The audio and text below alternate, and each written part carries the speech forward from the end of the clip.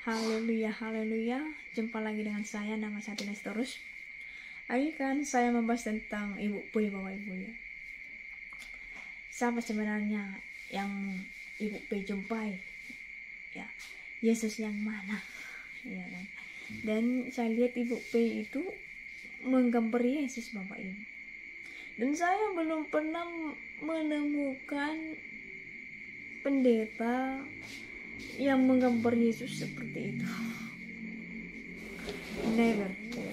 Saya berumur 34 tahun belum pernah menemukan satu dosen atau satu pendeta yang menggambarkan Yesus seperti yang digambarkan Ibu. Nanti saya akan masukkan di sini, Bapak Ibu ya.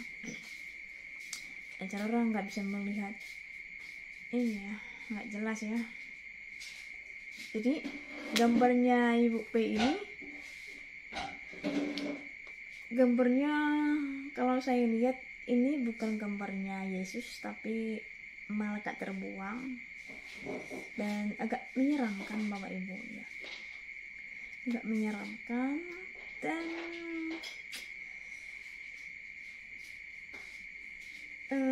air matanya itu berdarah Bapak Ibu ya.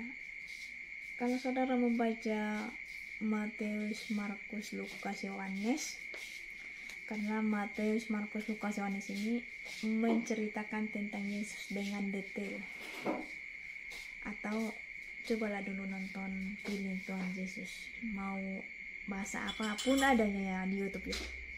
Mau bahasa Batak, Korea, Jepang, bahasa Inggris, ya kan? Bahasa mana dong? Nggak tahu lah apa deh. Ya kan? Ada Bapak Ibu ya. Nonton dulu, kalau malas membaca nonton aja gitu, karena videonya nggak lari dari Alkitab gitu loh maksudnya. Kan orang kan harus dipilihkan dulu kan. Ibaratkan kalau saudara menonton sinetron itu, saudara bisa hafal, bisa ingat, bisa menerangkannya kepada orang.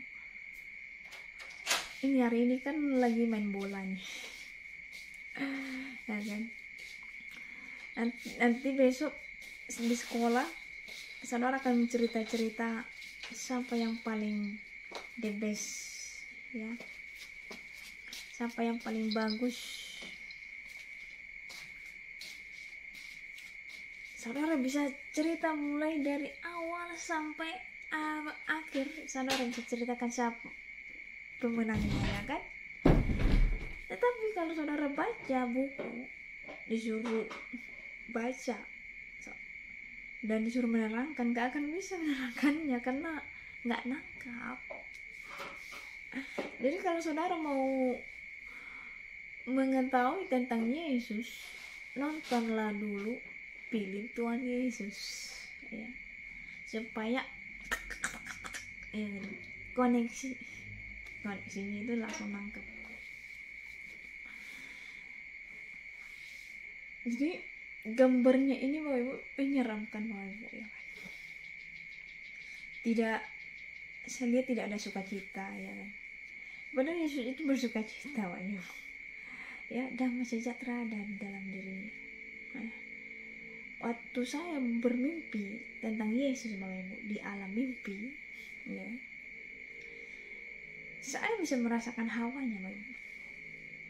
Hawanya itu kedamaian ada ya kan. Lihat gambar-gambar Yesus Bapak Ibu yang dijual-jual, nggak ada gambarnya separai yang dilukis oleh Ibu P ya. Kalau saudara bisa melihatnya Ibu, itu gambarnya ada suatu merinding ya kan, suatu seperti ya matanya seperti hidup ya, seperti ada dendam ya kan. Ini matanya seperti hidup Bapak Ibu, dan itu seperti mata kegelapan gitu ya kalau saya lihat dari gambarnya Ibu P ya Bapak Ibu. Nanti saya akan kasih di sini ya. Jadi itulah mungkin saya baru paham ya, berusaha paham, oh selama ini Ibu P udah salah jalur gitu loh, maksudnya semenjak dia melukis Yesus yang sebenarnya. Jadi Ibu P berjumpa dengan Yesus Bapak Ibu, tapi Yesus yang KW ya. Yesus KW ada Bapak Ibu ya. Itulah kerjaannya malaikat-malaikat yang terbuang tadi, malaikat yang ada tinggal di bumi. Dia bisa memanipulasi siapa saja Bapak Ibu supaya saudara terperangkap, ya kan? Firman Tuhan kan jelas, iblis seperti malaikat terang untuk menggoda saudara. Hawa bisa terperangkap karena godaannya iblis Bapak Ibu, pakai firman, ya kan? Berkhotbah dia, si ular itu berkhotbah, ya kan? Jadi di akhir zaman pun iblis, si ular tua itu memakai firman juga nanti. Makanya firman Tuhan berbicara bahwa bilangan 66 itu, angkatan 66 itu akan berdiri di bait Allah. Berarti dia khotbah. Ya kan? Jadi saudara yang kasih dalam Tuhan Kristus, kalau saudara bertemu dengan Yesus anak manusia itu, saudara pasti tidak aneh-aneh. Iya, tidak akan aneh-aneh. Dan tidak akan ya satu. Kita baca dulu firman Tuhan supaya mantap. Ada orang mengatakan ini cocok untuk orang yang berumah tangga.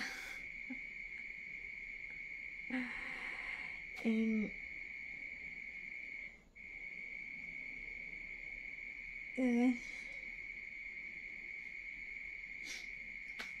Efesus 4 ayat 3-6 ya. Dan berusahalah memelihara kesatuan roh oleh ikatan damai sejahtera, satu tubuh, satu roh, sebagaimana kamu telah dipanggil kepada satu pengharapan yang terkandung dalam panggilanmu, satu Tuhan, satu iman, satu baptisan, satu Allah dan Bapa dari semua, Allah yang di atas semua, oleh semua, dan di dalam semua. Jadi kalau Ibu P memang dari jalan yang benar, ya kan, Allah yang benar, Yesus yang benar, pasti dia itu dengan suaminya, dengan anaknya itu adalah memiliki panggilan yang sama, kan? Satu iman, ya kan, satu Tuhan. Nggak mungkin yang satu ke kiri, satu ke kanan, ya kan? Sama-sama lambangnya kan, lambang gereja setan kan lambangnya juga salib, tapi salibnya terbalik ya. Gereja setan sama gedung seperti gereja, makanya orang jangan sampai salah masuk seperti gereja. Kalau saudara lihat di Kanada sana, itu pusat gereja setan. Kalau di Indonesia pusatnya di Manado, di Jakarta, sama di Jawa sana itu cabangnya aja, itu sama di Medan, sama di Kalimantan cabang. Pusatnya di Indonesia itu di Manado, gereja setan, ya kan? Jadi kalau memang dari Tuhan, nggak akan mungkin melenceng Bapak Ibu, ya kan? Apalagi seorang penginjil Bapak Ibu, penginjil, pendeta, hamba Tuhan itu sama ya. Nggak akan bisa suami dan istri itu beda haluan, beda pendapat, beda iman, ya kan? Ya kan? Apa kata jemaat nanti gitu loh, ya kan? Khotbah di mimbar, suaminya dan anaknya tidak ada, beda haluan gitu loh. Dan ya kan? Apakah hanya memenangkan jiwa-jiwa, para jiwa-jiwa yang di rumah tidak, ya kan? Suami tidak, ya kan? padahal suami itu adalah bagian dari si istri, ya kan? Masa tega menyakiti hatinya sebelah, ya kan? Suami dan istri itu adalah satu, ya kan? Ya kan? Ya kan? Masa hanya ibu P aja yang mau masuk surga, ya kan? Masa suami tidur bersama, ya kan, makan bersama, serta anak-anak nggak masuk surga, kan nggak nyambung, ya kan? Memang surga dan neraka itu adalah hak pilihan masing-masing, tetapi firman Tuhan berbicara kalau satu orang bertobat, seisi rumah akan bertobat, akan diselamatkan, ya.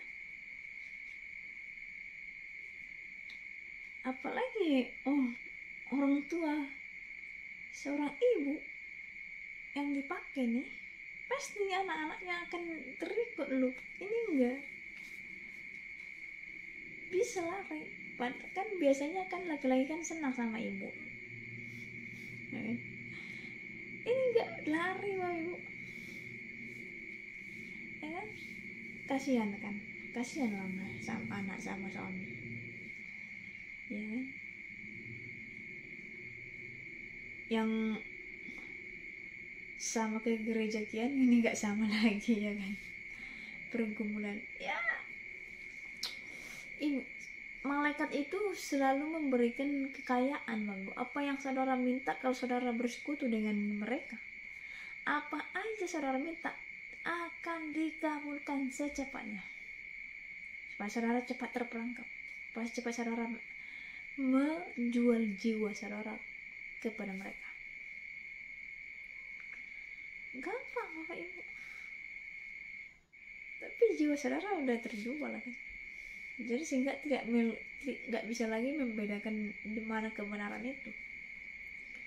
Tapi kalau saya percaya kalau suami dan anaknya tekun berdoa, meminta kepada Tuhan untuk Ibu P supaya berubah, itu bisa, Bapak. Hanya tinggal waktunya saja, ya kan? Saran saya kepada suami Ibu P kalau menonton channel saya dan kepada anaknya, tolong berdoalah jam 12 malam, ya. Jam 12 malam itu berdoa dan sebut nama Ibu P lengkap, ya. Berdoa seperti ini.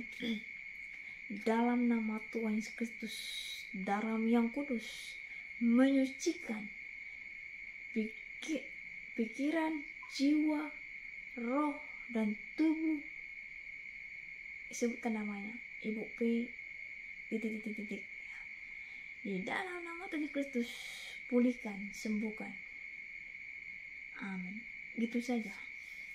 Setiap jam 12 malam. Ya, kenapa saya katakan jam 12 malam, Bapak Ibu? Karena jam 12 malam di situ enak banget bertemu kebenaran. Iya, bertemu kebenaran.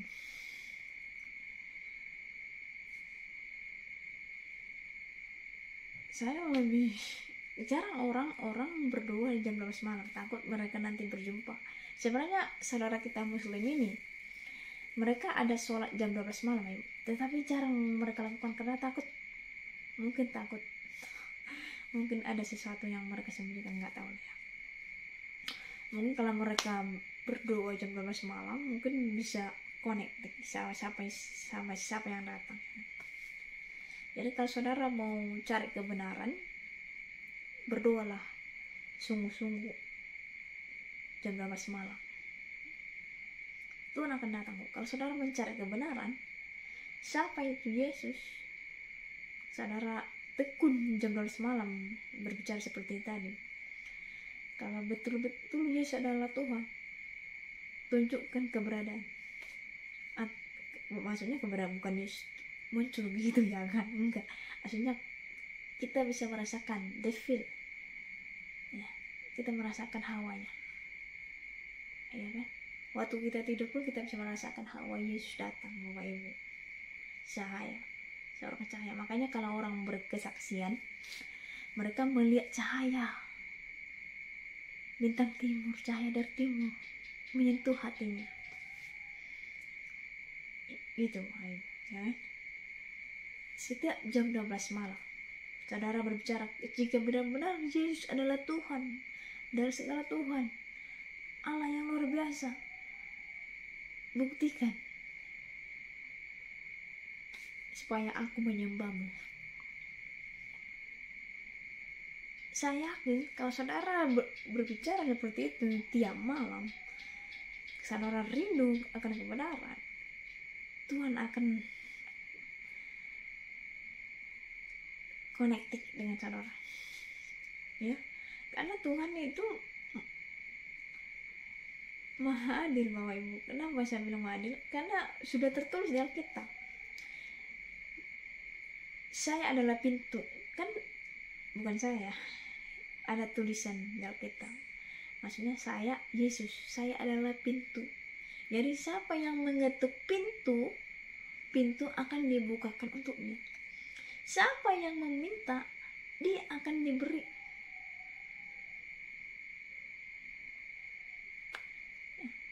Jadi kalau saudara tidak pernah meminta, tidak pernah mengetuk pintu, tidak, ya bagaimana?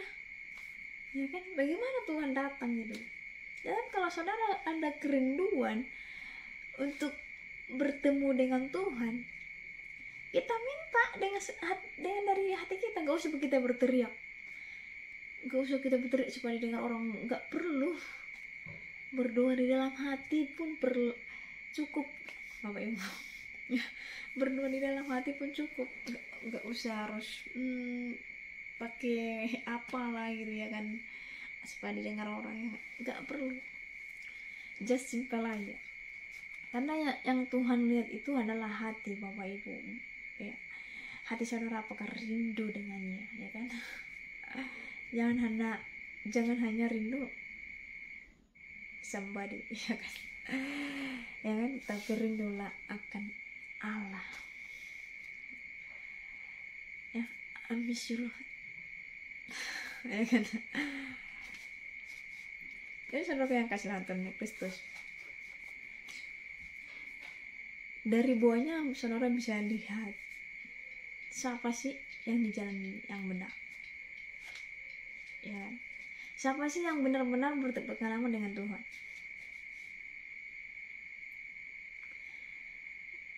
Kalau berpengalaman dengan Tuhan yang benar, Ibu, dia tidak akan sombong. Dia tidak pernah mengakui dirinya itu malaikat, punya jabatan, ya. Lihat kesaksian pada Tuhan, nggak pernah dia berbicara Tuhan kasih jabatan kepada saya, atau bang Tuhan kasih jabatan, nggak ada. Saya nggak pernah berbicara di channel saya Tuhan kasih saya jabatan, ya kan, untuk menguasai bumi ini, untuk menguasai langit supaya bisa menghentikan hujan. Seperti kata Ibu Pei, Tuhan kasih saya itu kuasa untuk membunuh orang, katanya. Untuk membunuh orang yang menolak penobatan saya, katanya. Dan saya akan pindahkan ke alam roh, katanya, dunia lain gitu. Waktu Ibu Pei bicara seperti itu, saya komentari, Wah Ibu, tapi nggak ada pernah dibalas. Saya buat gini, tolong saya bisa pindahkan ke alam roh, atau buat saya mati, apakah bisa? Apa saya membuktikan nubuatan gitu? Saya bukan panggaron atau sok-sok jago, sok hebat, enggak. Saya hanya membuktikan kalau dari Tuhan tidak pernah ada kata-kata seperti ini. Yesus saja tidak pernah bicara seperti itu, Pak Ibu. Adalah dia itu Tuhan, kan? Yesus tidak pernah, kau orang Farisi, ahli Taurat, kalau kau melawan saya, ini siap-siap kau, pembunuh kau. Enggak pernah. Atau dia bicara sama adiknya Yesus itu ada 5. Adiknya kan bicara kan, menghina Yesus kan, Apa kata Yesus? Apa dia bilang seperti ini? Awas kau ya, kau menolak saya ya. Yang kau pikir saya ini bukan Tuhan. Enggak pernah gitu. Ya kan?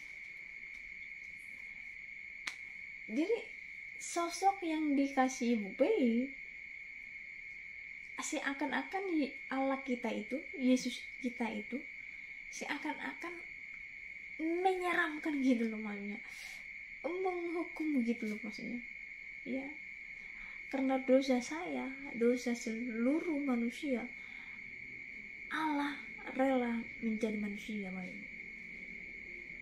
supaya saya dan saudara itu selamat. Itulah karena cinta kasihnya itu luar biasa.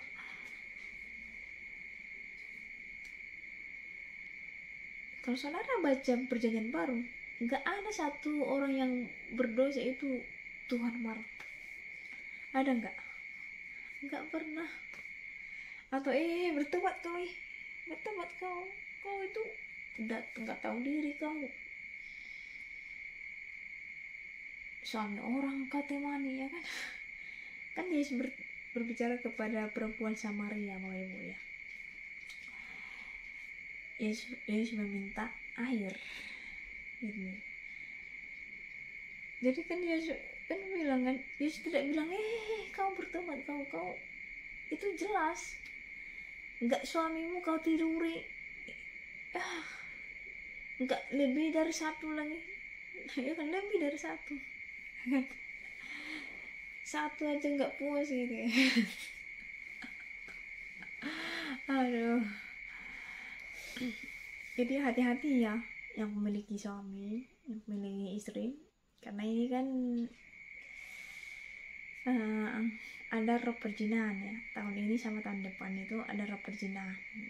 Jadi hati-hati dengan jagalah rumah tangga saudara supaya tidak retak ya. Intimlah dengan Tuhan, bergandengan tanganlah berdoa di rumah ya kan, di kamar dengan suami, dengan istri, dengan anak-anak, bergandengan tangan ya, supaya penghalang tidak akan bisa menghalangi rumah tangga saudara. Amin. Jadi cara yang kasih dan Tuhan Kristus, saya di sini bukan menghakimi atau benci ya, tidak Bapak Ibu. Saya tidak pernah benci sama Ibu P, sama tim-timnya. Saya hanya meluruskan saja Bapak Ibu, supaya masih ada kesempatan untuk bertobat Bapak Ibu. Selagi kita masih sehat, selagi kita masih hidup, masih bisa bernapas, di situ kita masih bisa sempat forgive me Lord ya kan. Jadi belum ada ketertutupan. Jadi Ibu P sama tim yang lainnya mengatakan pintu pertobatan sudah tutup. Aduh, pintu pertobatan tidak pernah tutup.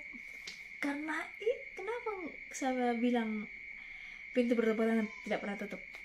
Karena Allah adalah kasih ya. Tidak ada yang membandingkan kasih Yesus Bapak Ibu dari dunia ini. Separah apapun dosamu, sejauh apapun engkau melangkah jauh dari Tuhan, Tuhan tetap menantimu. Amin. Seperti Raja Daud, sejauh timur dari barat. Kenapa lagunya Raja Daud sejauh timur dari barat? Kenapa enggak dari utara ke barat, atau dari utara ke selatan, dari utara ke barat, ke timur? Kenapa Bapak Ibu? Kenapa dari sejauh timur dari barat? Mau saudara tahu? Ini nih, supaya saudara tahu perbedaannya. Ini kan timur, ini kan barat, ini kan horizontal ini ya, ini vertikal ya, horizontal utara selatan. Jadi ini ke sini adalah dunia sesama manusia. Makanya ini dosa. Kalau dari surga, dari utara ke selatan itu firman Tuhan, seperti ini lagunya ya. Yang tadi, sejauh timur dari barat kau melemparkan dosaku, takkan kau ingat lagi kesalahanku. Kalau lagu dari utara ke selatan, dari utara ke selatan terdengar suara dari surga, dari pulau-pulau, lembah-lembah, gunung-gunung yang tinggi. Dari utara ke selatan, firman Tuhan. Dari atas ke bawah, meletakkan firman gitu loh. Jadi lagu itu atau firman Tuhan itu memang benar-benar inspirasi Bapak Ibu, atau satu perumpamaan supaya saudara bisa paham ya. Tidak salah-salah nih itu Bapak Ibu ya. Jadi karena itu salah kayak kasih dalam Tuhan Kristus karena begitu kasih Allah akan dunia ini sehingga dia rela memberikan anaknya yang tunggal untuk menyelamatkan saya dan saudara. Karena itu selagi masih ada kesempatan, carilah kebenaran itu. Jangan sampai saudara terhipnotis Bapak Ibu ya, oleh ajaran yang aneh-aneh. Jangan saudara terperangkap dengan mujizat-mujizat yang ada di mana-mana, yang mencampur adukkan dengan firman Tuhan. Karena iblis pun, malaikat gelap pun bisa melakukan mujizat, tapi mujizatnya beda Ibu ya. Kalau dari Tuhan Ibu, contoh ya, saya itu gak pengalaman Ibu. Kalau Tuhan kasih saya mujizat kesembuhan, saya berdoa Ibu, yakin nggak seperti itulah bicaraan. Gimana ini ya, gimana ya. Tapi kita sudah mendoakan kan, itulah karena kita nggak belajar Bapak Ibu. Tetapi kalau saudara belajar ya, saudara tidak tanggung lagi atau tidak malu-malu lagi untuk tampil ke lapangan untuk menyembuhkan, karena saudara sudah belajar. Kalau dari Tuhan kan, kalau kita dari Tuhan itu nggak pernah belajar Bapak Ibu ya. Mujizat dari Tuhan itu kita nggak pernah belajar, kita hanya yakin dan percaya dari pembicaraan kita amankan apa yang kita keluarkan Bapak Ibu. Saya akan sembuh gitu. Sekalipun di pikiran kita, benar enggak ya gitu. Itulah kita ini adalah sisi manusia Bapak Ibu ya. Itulah yang kita apakan. Tapi kalau kita seperti ini, dokter, kenapa dokter berani membuka klinik? Karena dia sudah belajar. Begitu juga dengan ajaran sesat, mereka sudah belajar sehingga mereka berani mempraktekkannya. Cara menyembuhkan, cara mengusir roh jahat, ada trik-triknya. Semuanya mereka memiliki trik ya kan. Nah, kalau dari Tuhan nggak ada trik, hanya tepang tangan berdoa, nggak perlu ya kan? Hanya kita berdoa dan harus meyakinkan diri gitu ya kan. Tapi itulah ya kan, itulah kehidupan yang saya alami lah gitu ya.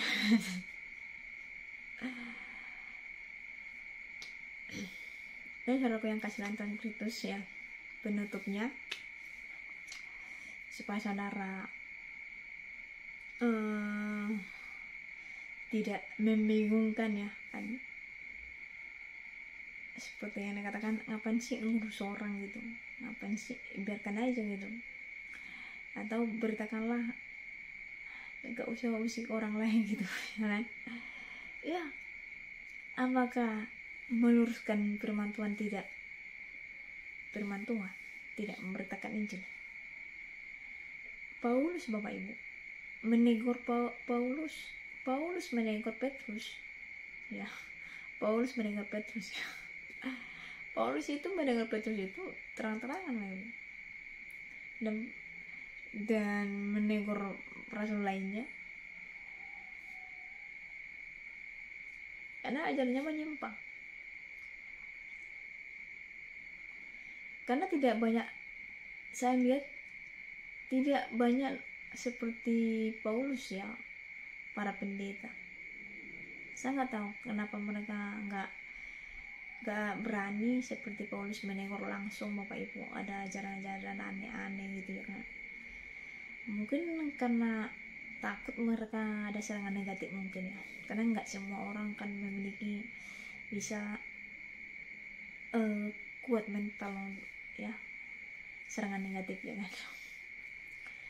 Jadi nggak banyak dosen dan pendeta yang tampil di YouTube untuk berapologet ya, karena apologet untuk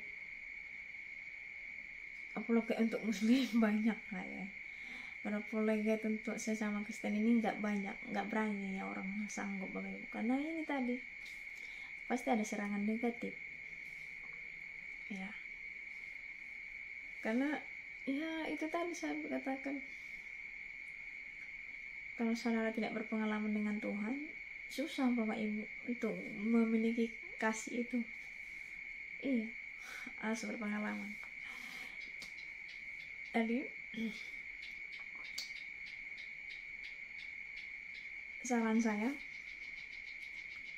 berdoalah setiap jam 12 tadi supaya saudara bisa berjumpa ya, supaya saudara bisa sendiri membedakannya, dan supaya saudara bisa sadar gitu loh, siapa di jalan yang benar ya kan, apakah saya, apakah Ibu P gitu.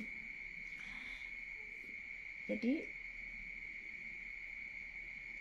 kita ini kan selagi masih hidup kita saling menegur Bapak Ibu, saling menasihati supaya firman yang saudara dapat itu tidak lari dari firman yang kebenaran gitu. Karena ajaran-ajaran sesat akan datang Bapak Ibu ya. Jadi kalau saudara tidak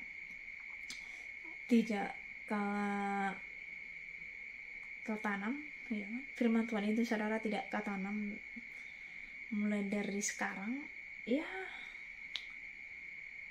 kalau ada ajaran-ajaran yang menyimpang, saudara cepat terperangkap gitu. Itu kekurangan orang Kristen ya Bapak Ibu. Kalau saudara saya lihat dari dulu orang saudara kita Muslim ini ya, mereka ini mulai dari kecil sudah dididik anak-anaknya menghafal Al-Quran ya. Ya hafal yang penting-penting aja yang mereka hafal gitu. Mungkin bisa kita contoh dari mereka ya, anak sekolah minggu dikasih hafalan gitu loh, supaya diingat gitu firman yang penting-penting saja ya, supaya imannya tidak jatuh, maksudnya imannya tidak goyah. Kalau nanti kan kalau mereka udah besar jangan karena kerjaan mereka pindah agama, jangan karena punya calon istri atau suami pindah agama ya kan. Jangan sampai ini melenceng tadi itu loh. Makanya ya, mulai sejak dini saudara menanamkan firman Tuhan kepada anak-anak ya kan, supaya mereka bisa tahu bahwa di dalam dunia ini yang nomor 1 dicari itu adalah Tuhan. ya kan? Pasti Tuhan akan tambahkan kok. Nggak mungkin Tuhan saudara cari Tuhan, nggak mungkin dikasih Tuhan saudara melarat, enggak. Pasti Tuhan akan kasih butuh saudara, pasti dikasih Tuhan kerja. Adam dan Hawa kan kerja Pak Ibu. Sebelum Hawa diciptakan, Adam itu kerja, dikasih memang semuanya makanan enak Bapak Ibu di Taman Eden, tetapi kerja disuruh. Enggak makan tidur bukan itu yang dikasih Tuhan. Tuhan tidak pernah kasih anak-anaknya seperti itu, harus bekerja. Adam pun bekerja Bapak Ibu. Bayangkanlah, kan ada 4 nih, ada 4 mata air, ya kan? Jadi ini Adam ini kan selalu bawa air untuk menyiram tumbuh-tumbuhan, ya kan, supaya berbuah, kan dirawat itu semuanya, ya kan? Kalau satu mata air udah capek kali, kalau si Adam kan ada 4 mata angin, ya kan, 4 mata air gitu. Jadi apapun yang saudara pikirkan, yang saudara capailah. Yang terutama itu adalah firman Tuhan. Siapa sih Allah yang sebenarnya gitu. Carilah siapa sih yang perlu disembah gitu loh. Allah yang mana sih yang perlu disembah, yang benar-benar disembah, yang untuk masuk surga. Itu aja lah, supaya saudara ya mati masuk surga lah gitu ya. Gak usah saudara santai aja lah dibuat. Saudara hidup di bumi ini buat santai, gak usah terlalu ribet. Jangan kebuat ribet dirimu sendiri, supaya penyakit hilang, ya kan, bersehat gitu. Pikirkanlah yang indah-indah, yang enak didengar. Pikirkanlah itu, ya kan? Jadi sampai di sini, Tuhan Yesus berkati. Salam damai.